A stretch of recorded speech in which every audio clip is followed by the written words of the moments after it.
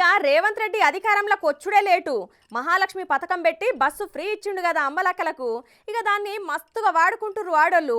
సిటీలో ఉద్యోగాలు చేసేటోళ్ళు వాడుకుంటే ఊర్లల్లా దవాఖానా గిట్ల పోయేటోళ్ళు వాడుకుంటుర్రట. అయితే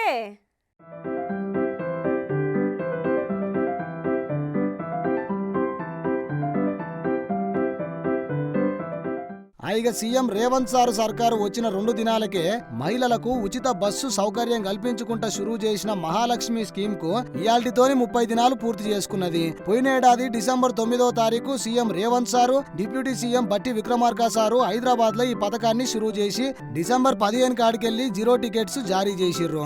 ఈ స్కీమ్ తోని ఆడోళ్లు బగ్గా వచ్చి బస్సులు ఎక్కుడుతోనే ఆక్యుపెన్సీ 69% కెళ్లి 88% పెరిగినట్లు అధికారులు చెప్తున్నారు. ఫ్రీ బస్సు స్కీమ్ తోని దినం దాదాపు 27 లక్షల మంది మహిళా ప్రయాణికులు జర్నీ చేస్తుండగా ఈ నెల రోజులల్లా 8 కోట్ల మీదనే ఆటోలు ప్రయాణించారని అధికారుల లెక్క తేలింది. రాబోయే దినాలలో ఈ స్కీమ్ ఇంకా సమర్థవంతంగా అమలు చేసేందుకు కృషి చేస్తామని అధికారులు చెప్తున్నారు.